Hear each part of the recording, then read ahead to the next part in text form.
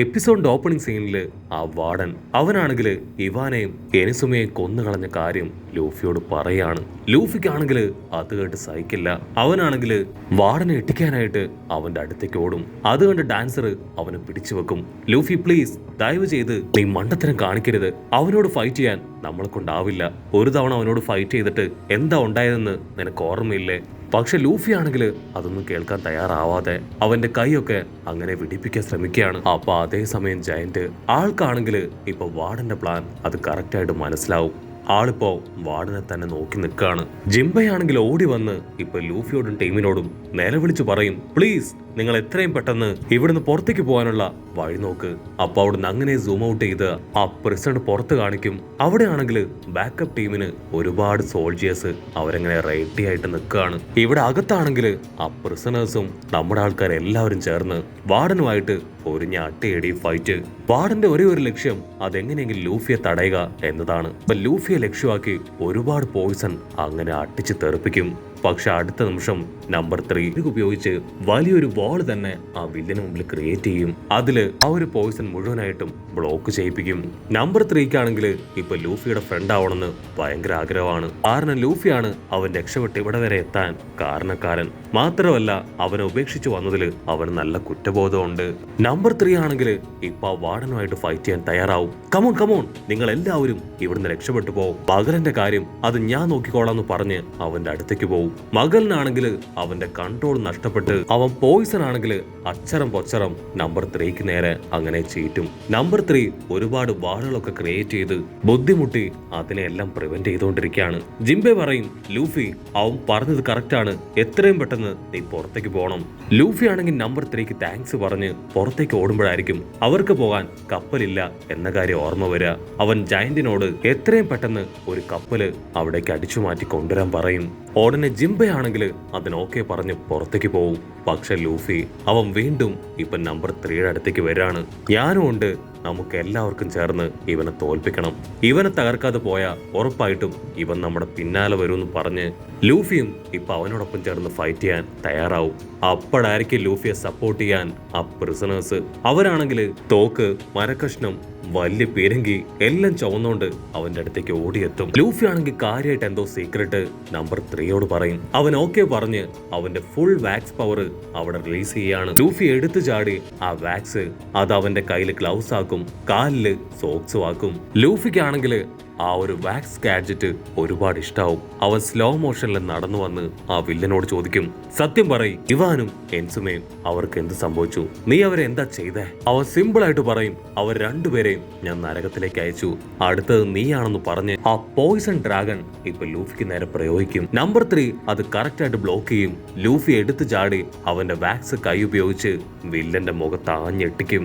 ലൂഫിക്കാണെങ്കിൽ ഇപ്പൊ വലിയൊരു പ്രതീക്ഷ വന്നിരിക്കുകയാണ്. കാരണം ലൂഫിയെ കൊണ്ട് അവന് ടച്ച് ചെയ്യാൻ പറ്റുന്നുണ്ട്. മറ്റൊരു സൈഡിൽ സോൾജിയേഴ്സ് അവരാണെങ്കിൽ പീരങ്കി ഗണ്ണും ഒക്കെ പോയിന്റ് ചെയ്ത് വാക്സ് ഷീൽഡൊക്കെ അവരെ കവർ ചെയ്ത് പിടിച്ച് ഇപ്പൊ അറ്റാക്ക് ചെയ്യാൻ തയ്യാറായി കഴിഞ്ഞു. അടുത്ത നിമിഷം അവർ അറഞ്ച പുറഞ്ഞ് ഷൂട്ട് ചെയ്ത് ഇപ്പൊ മകനെ തകർത്തില്ലാതാക്കുകയാണ്. ശ്വാസമൊക്കെ വലിച്ചു വിട്ട് ആവും ഇനി പേടിക്കാനൊന്നുമില്ല, ആ മകലൻ അവന്റെ ശല്യം കഴിഞ്ഞു എന്ന് പറഞ്ഞ് അവര് റിലാക്സ് ചെയ്യുമ്പോഴായിരിക്കും ആ ഫോഗിനെല്ലാം ഇടയിൽ നിന്ന് മകലൻ അവനങ്ങനെ ഹായായിട്ട് പുറത്തേക്ക് വരുന്നത് അവര് കാണുക. മറ്റൊരു ഭാഗത്ത് ഇതൊന്നും അറിയാതെ നമ്മുടെ ഡാൻസർ അവൻ തുള്ളിച്ചാടുകയാണ്.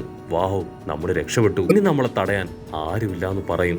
അപ്പൊ വേറൊരുത്തം പറയും, നീ കരുതും പോലെയല്ല, ഈ പ്രിസണ് പുറത്ത് ഒരുപാട് നേവി കപ്പലുകളിലായിട്ട് ഒരുപാട് സോൾജിയേഴ്സ് ഉണ്ട്. അവര് തീർച്ചയായിട്ടും നമ്മളെ വെറുതെ വിടില്ല.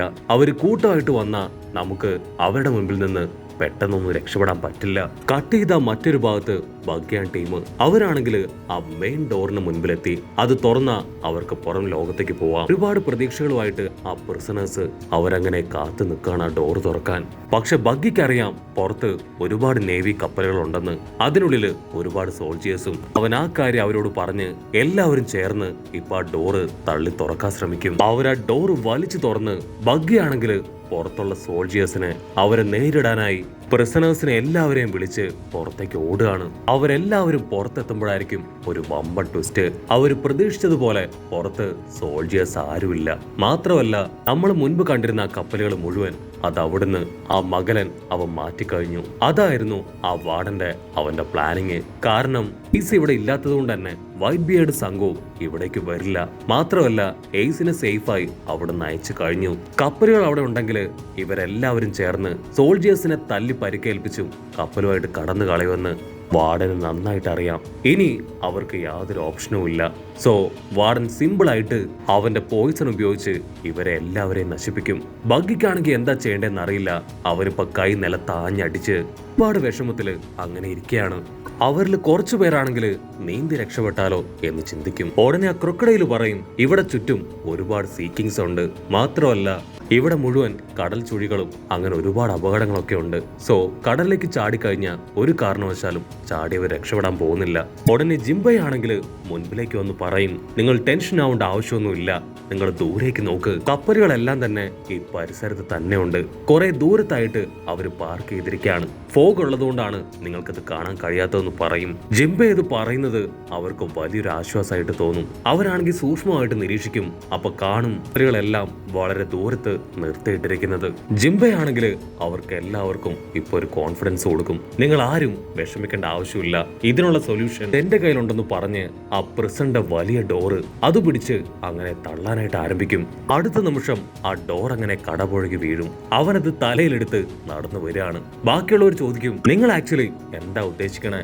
അതിന് ജിംബൈ പറയും, ഇതുപയോഗിച്ച് ഞാൻ ആ കപ്പലിന്റെ അടുത്തേക്ക് പോകും. അതിലേതെങ്കിലും ഒരു കപ്പലെടുത്ത് തിരികെ വന്ന് നിങ്ങളെ എല്ലാവരെയും ഞാൻ അതിലേക്ക് കയറ്റുന്നു പറഞ്ഞ് ആളിപ്പോ അത് കടലിലേക്ക് ഇടുകയാണ്. പക്ഷെ ചുറ്റുമുള്ളവർക്കാണെങ്കിൽ അപ്പോഴും അത് വിശ്വസിക്കാനായിട്ട് കഴിയില്ല. ഇങ്ങനെ വെറും ഒരു ഡോർ ഉപയോഗിച്ച് ആൾക്ക് ആ കപ്പലിന്റെ അടുത്തേക്ക് പോകാൻ പറ്റുമെന്നായിരിക്കും അവരുടെ ചിന്ത. ജയന്റ് ജിംബൈ ആണെങ്കിൽ നല്ലൊരു ഫിഷർമാൻ ആണ്. അവന് നന്നായിട്ട് കടലിലൂടെ നീന്താൻ അറിയാം. അവൻ ആ മരക്കട്ട എടുത്ത് ഇപ്പൊ അവന്റെ ചുമലിൽ താങ്ങും. നമ്പർ 1ഉം ക്രൊക്കഡൈലും കുറച്ച് പ്രിസണേഴ്സും ആ ഡോറിന് മുകളിലേക്ക് ചാടി കയറിക്കൊണ്ടിരിക്കുകയാണ്. കാരണം കുറച്ചു പേരവിടേക്ക് പോയി ആ കപ്പലിലുള്ള നേവി സോൾജേഴ്സിനെ അറ്റാക്ക് ചെയ്ത് തോൽപ്പിക്കണം. അവസാനമായിട്ട് ബഗ്ഗിയും വമ്പ ഡയലോഗൊക്കെ അടിച്ച് ഇപ്പോ ആ ഡോറിന് മുകളിലേക്ക് ചാടി കയറും. ജിംബൈ ആണെങ്കിൽ ഒരൊറ്റ കിക്ക് കൊടുത്ത് മുൻപിലേക്ക് കുതിക്കും. ബാക്കി അവിടെ ഉണ്ടായിരുന്ന സോൾജേഴ്സ് ഉച്ചത്തില് ഇപ്പൊ ബഗ്ഗിയുടെ പേര് വിളിച്ച് ജയ് വിളിക്കുകയാണ്. 2 വാരലോട്ട്സും ബഗ്ഗിയും ഒക്കെയുള്ള ഒരു നല്ല ടീമാണ് അവിടേക്ക് പോയതെന്ന വിശ്വാസത്തിലാണ് ആ പ്രിസണേഴ്സ് നിൽക്കുക. അതേസമയം ബഗ്ഗിക്കാണെങ്കിൽ ഭയങ്കര സന്തോഷം.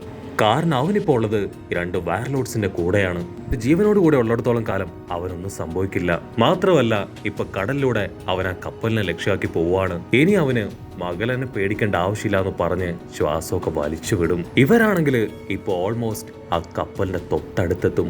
അപ്പോഴേക്കും ആ കപ്പലുണ്ടായിരുന്ന സോൾജേഴ്സ് അവരറിഞ്ഞും പുറഞ്ഞും ഇപ്പൊ അവർ നോക്കി ഷൂട്ട് ചെയ്യാണ്. അവർക്ക് മനസ്സിലാവും ഫിഷർമാൻ ജിംബൈ അവനാണ് അവരെയും കൂട്ടി അവിടേക്ക് വരുന്നതെന്ന്. സോ എല്ലാവരും ഇപ്പൊ ജിംബൈയെ ഫോക്കസ് ചെയ്ത് അറ്റാക്ക് ചെയ്യാനായിട്ട് തുടങ്ങും. കാരണം ജിംബൈയെ തകർത്ത ബാക്കിയുള്ളവരെ എളുപ്പത്തിൽ തകർക്കാൻ പറ്റും. ജിംബൈ ആണെങ്കിൽ അവരുടെ ഓരോ അറ്റാക്കിൽ നിന്നും രക്ഷപ്പെട്ടുകൊണ്ടേയിരിക്കും. അവന് പിടികിട്ടും. ഇങ്ങനെ മുൻപോട്ട് പോയ വലിയ കനാൻ ബോൾ ഉപയോഗിച്ച് അവരാണെങ്കിൽ ജിംബൈയും ടീമിനെയും മുഴുവനായിട്ടും തകർത്തില്ലാതാക്കുമെന്ന്.